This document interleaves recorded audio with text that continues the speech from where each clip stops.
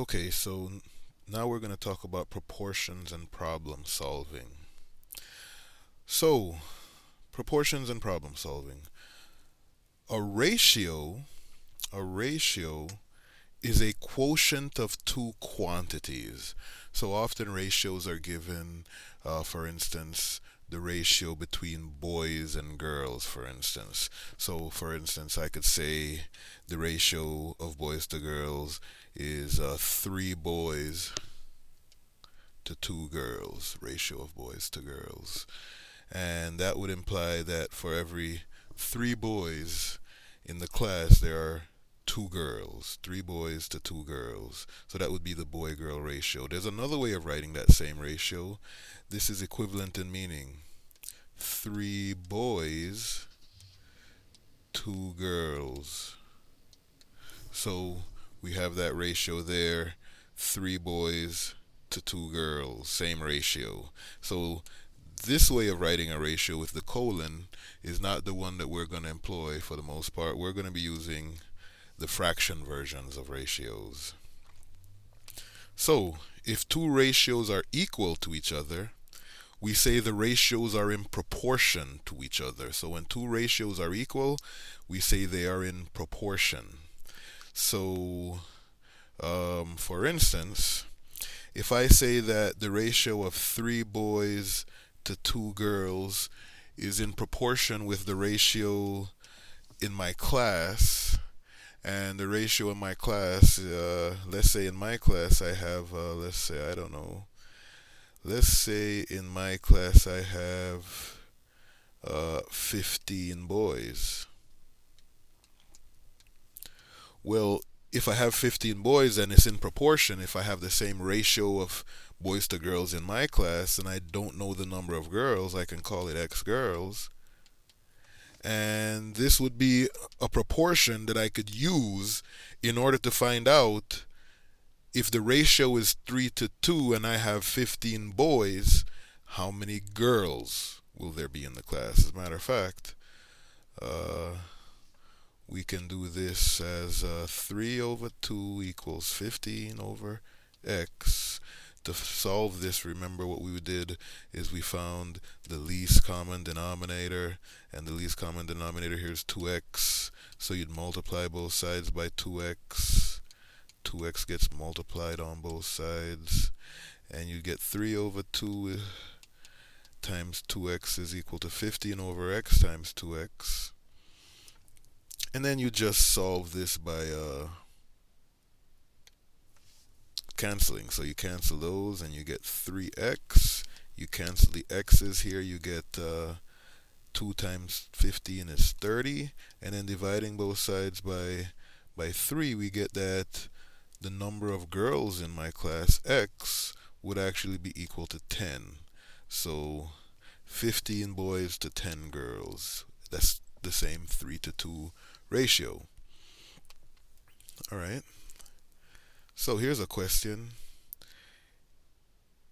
Is this a proportion here? Is this a proportion? And the answer is no. Because for it to be a proportion, I couldn't have two different things on the left side. For it to be a proportion, there has to be a single fraction bar with nothing that's not on the fraction bar on the left side, and a single fraction bar with nothing that's not on the fraction bar on the right side. So this is what a proportion is. So the answer to that question, is that a proportion? The answer to that question is a no.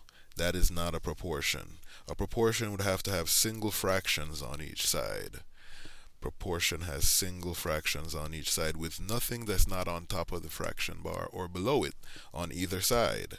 Unlike this one where you have obviously more than one thing on the side of the left side of that equation that's not a part of the fraction. So whenever you do have a proportion, there's things that you can do to solve it. So like I was showing you a second ago, to solve a proportion, you'd find the least common denominator, which in this case is b times d, because you have to include both the factor b and the factor d. And then you'd multiply both sides of the equation by that common denominator, bd. When you do that on the left side, the b's b's cancel, and when you do it on the right side, the d's cancel. And what happens when the b's and the d's cancel is on the left side you're left with AD, and on the right side you're left with oops, I canceled the wrong thing there.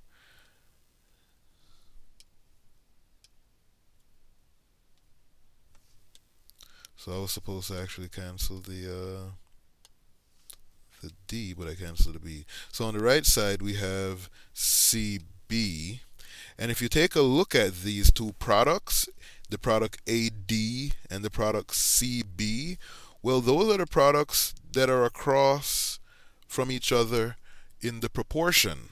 So AD is that cross product right there, and BC is that cross product right there. And actually, that's what they're called. They're called the cross products. And it turns out that for every proportion, the cross products are equal. So these are the two cross products. The product of one fraction's numerator and the other fraction's denominator. Those are called the cross products. And it turns out that for every proportion, cross products are always equal. So we never have to go through the process of finding an LCD and multiplying both sides by the LCD. We don't have to do that when we have a proportion. As long as we recognize that we have a proportion, for instance like this problem, we can solve that straight away without finding an LCD by just doing cross multiplication. So I'd find these two cross products here and say that 4x is equal to, what's that, 396, I believe. And then to solve this equation, we just divide both sides by 4. So when you divide both sides by 4, I believe you get 99. So we solved that. X equals 99. We didn't have to find any least common denominator. We didn't have to do any of that. All we'd have to do is check our answer, but 99 does work. So that is the final answer. So you can always do that whenever you have a proportion. Whenever you have a proportion, you can just find the cross products to solve it. So here's another proportion. Fraction on the left, nothing off the fraction bar. Fraction on the right, nothing off the fraction bar. Therefore, I can solve this by cross multiplication. That times that should equal that times that. So that means 2 times 3x plus 2 should equal 9 times x minus 1.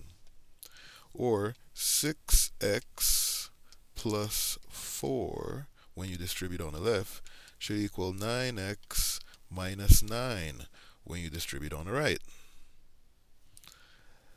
We can subtract 9x from both sides in pursuit of solving for x. We get negative 3x plus 4 is equal to negative 9. We can subtract 4 from both sides. We get that negative 3x is equal to negative 13. And then we divide both sides by negative 3. Those cancel out. We get x is equal to 13 over 3. And that's our answer. We would just have to plug it in to check.